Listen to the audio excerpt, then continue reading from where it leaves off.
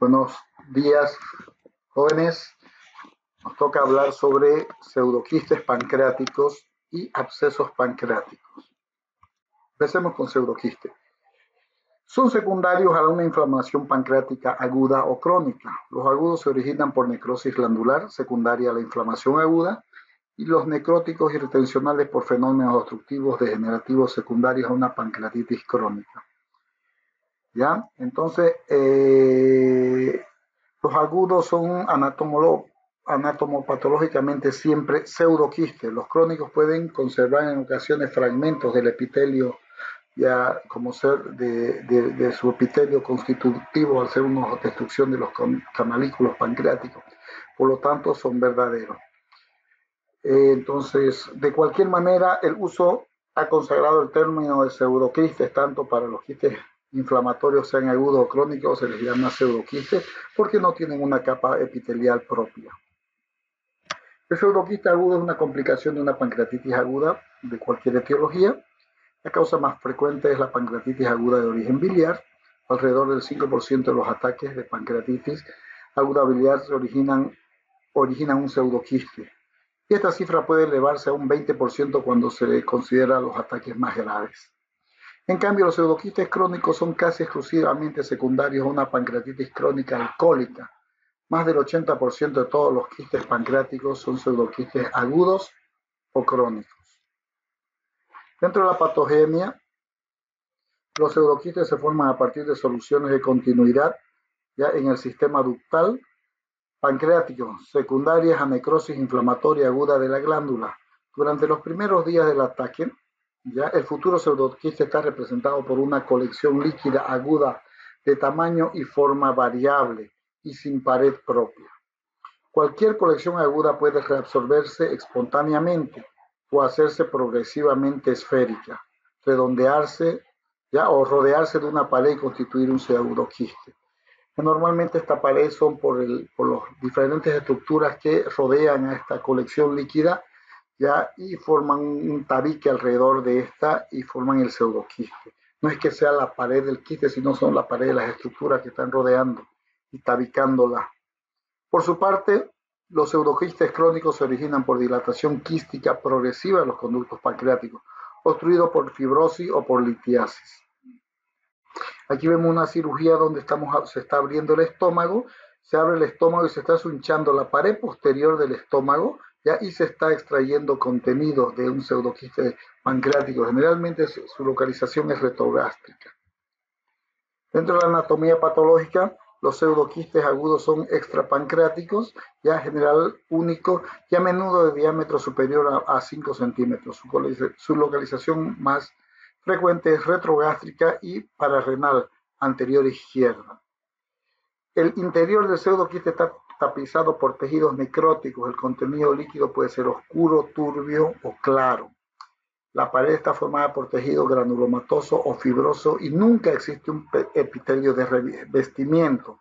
De ahí es que se viene el nombre de pseudoquiste, porque no tiene un epitelio de revestimiento.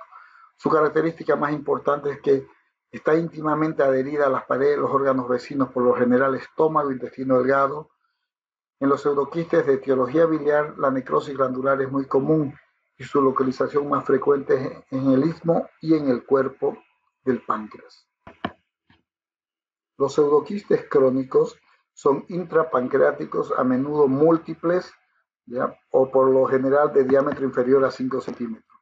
Sus paredes no están revestidas por tejidos necróticos y por lo tanto de contenido líquido es claro, pero su origen ductal puede conservar fragmentos de epitelio en sus paredes, o sea, tener epitelio en las paredes debido a su crecimiento intrapancreático. En general no existe adherencia entre estos pseudoquistes y las paredes, con las paredes de los órganos vecinos, con excepción de los ubicados en la cabeza, que por razones anatómicas se adhieren naturalmente a la pared interna del duodeno. Dentro del diagnóstico, el pseudoquiste agudo no tiene manifestaciones clínicas en su etapa inicial de formación, ya que este periodo se caracteriza por la semiología o la sintomatología de la pancreatitis aguda causal. Cuando la colección líquida precursora o pseudoquiste adquieren un tamaño suficiente, puede hacerse palpable y eventualmente originar síntomas por compresión de vísceras huecas, náuseas, vómitos. Muchas veces el paciente se va de alta después de una pancreatitis y vuelve porque él siente que hay un aumento de volumen a nivel del epigastrio, ¿no? Siente que está más grande esa parte, ¿no? Entonces hay una forma también de sospechar en pacientes que han tenido pancreatitis aguda la posterior complicación con un pseudoquiste. En cambio, el pseudoquiste crónico a menudo es asintomático. Además, dado que no ocurre durante una pancreatitis aguda, puede cursar sin diagnóstico durante algún tiempo prolongado. En ocasiones se manifiesta por dolor por alguna de sus complicaciones, ascitis, hemorragia, obstrucción biliar, etc. Y aquí vemos algunas imágenes de pseudoquistes, ya bastante grandes. Y vemos otra imagen de otro pseudoquiste, como pueden ver.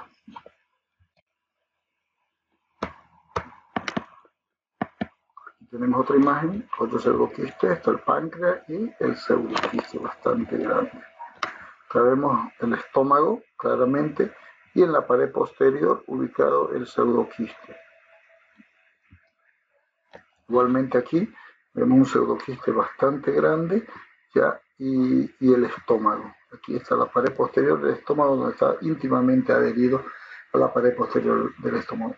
Son muy importantes los antecedentes de pancreatitis cuando vemos esta imagen. Otro, igual adherido al estómago. Y vemos una endoscopía, una ecografía endoscópica. ¿Ya? ¿Cómo se nos puede complicar el pseudoquiste? Infección hasta en un 30% de los pseudoquistes agudos, cuando existe necrosis glandular asociada, se trata de una complicación grave, en todo similar a la necrosis pancreática infectada. Por el contrario, la infección no es una complicación frecuente del pseudoquiste crónico. La hemorragia también, el pseudoquiste agudo se debe a una lesión arterial o venosa por acción directa de la necrosis intrapancreática o extrapancreática, y al comienzo la hemorragia es intraquística, por lo tanto retroperitoneal y fulminante si el pseudoquiste se perfora. Estas hemorragias suelen ser a veces muy complicadas, ¿ya? Y muy difíciles de corregir. Como dice fulminante, puede ser el paciente se desangra por el retroperitoneo. La hemorragia del pseudoquiste crónico se produce cuando el crecimiento intrapancreático del pseudoquiste lesiona una arteria vecina, por lo general esplénica o gastroduodenal. También es una complicación grave. La perforación del pseudoquiste agudo origina un cuadro intraperitoneal fulminante. Su patogenia es por lo general un adelgazamiento progresivo de la pared y el aumento rígido de la presión intraquística. En cambio, la perforación de un pseudoquiste crónico intrapancreático es al comienzo retroperitoneal. Solo después de un tiempo variable se manifiesta clínicamente, ya sea por ascitis pancreática o por una fístula interna. Aquí vemos una imagen ecográfica, como dijimos. Dentro del tratamiento de los pseudoquistes requiere un enfoque multidisciplinario que incluye la cirugía, la radiología intervencionista y la endoscopía quirúrgica. Los pseudoquistes agudos, el manejo de estos pseudoquistes comienza desde los primeros días de la pancreatitis aguda mediante la identificación temprana de la colección líquida precursora y su monitoreo por ecografía durante 4 a 6 semanas del ataque. La cirugía es el tratamiento de elección de los pseudoquistes mayores de 5 centímetros con necrosis glandular significativa. Actualmente el drenaje percutáneo está contraindicado en caso debido a que, en primer lugar, el riesgo de infección de la necrosis a través del catéter y, en segundo lugar, la frecuente aparición de fístulas pancreáticas. Este concepto que dije ahorita ha sido modificado en los últimos 2-3 años. ¿Ya? Actualmente nosotros estamos haciendo el drenaje percutáneo de los pseudoquistes pancreáticos.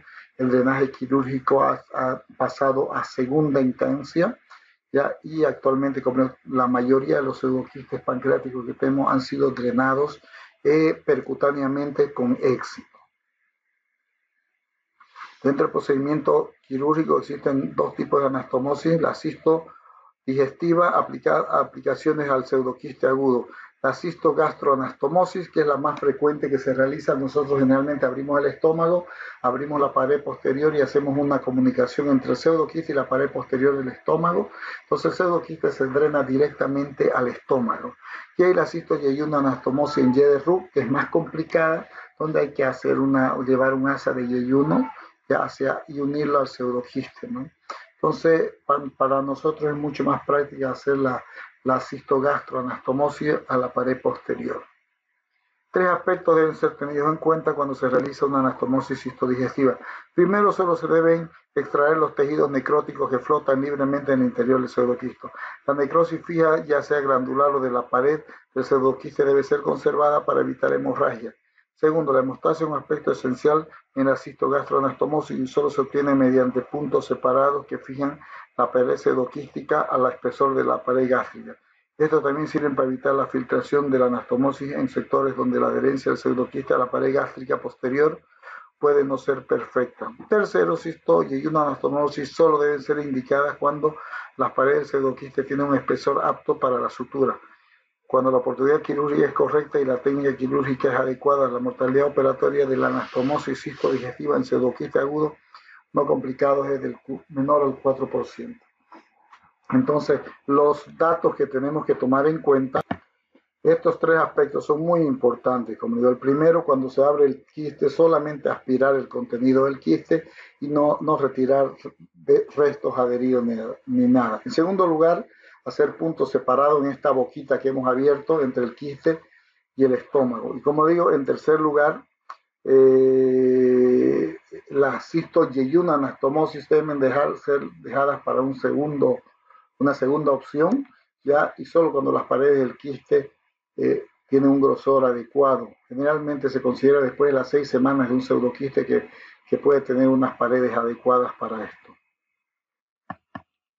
Aquí podemos ver una imagen, ya el procedimiento quirúrgico que se abre la pared anterior del estómago, se ingresa por la pared anterior y se llega a la pared posterior donde se aprecia la elevación que produce el pseudoquiste. Entonces ahí se corta con electrobisturí, se abre más o menos unos 2 centímetros y se aspira el contenido del pseudoquiste.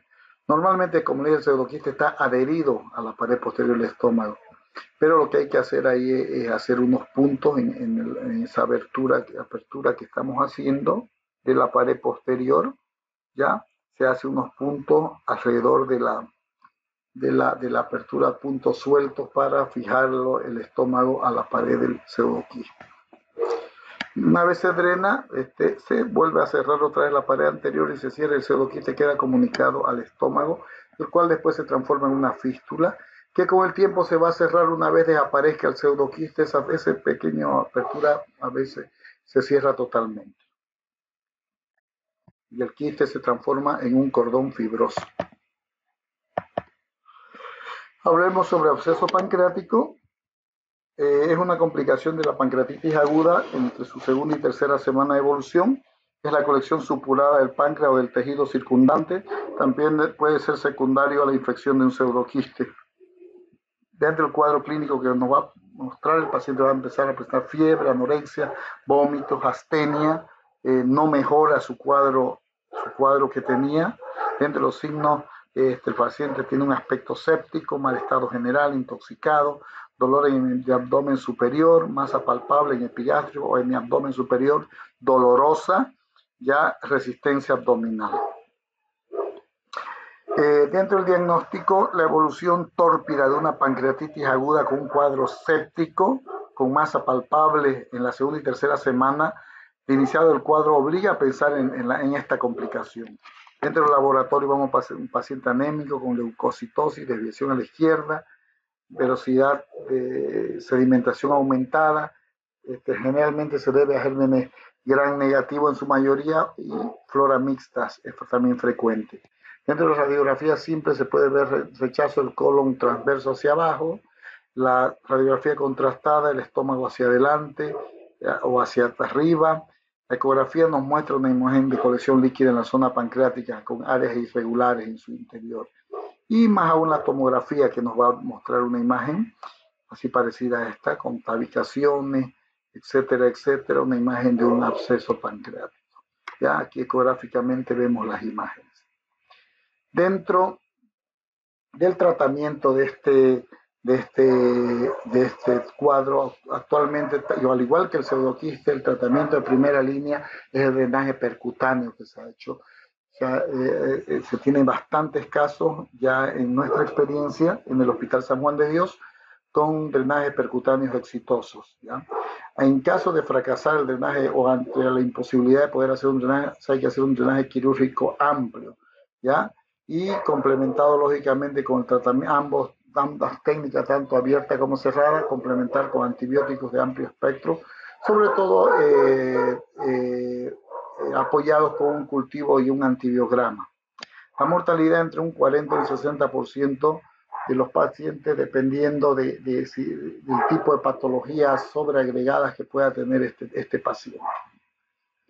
Dentro de las complicaciones puede haber una extensión de la infección hacia el rectoperitoneo, hemorragia de lecho, diabetes mellitus, fístulas pancreáticas, las eventraciones después de la cirugía de debilitamiento amplio se hace, ¿no? Como podemos ver aquí, ya donde se ha hecho una marsupialización de este paciente y posteriormente el cierre, pero se ha eventrado. Muchas gracias. Eso es todo.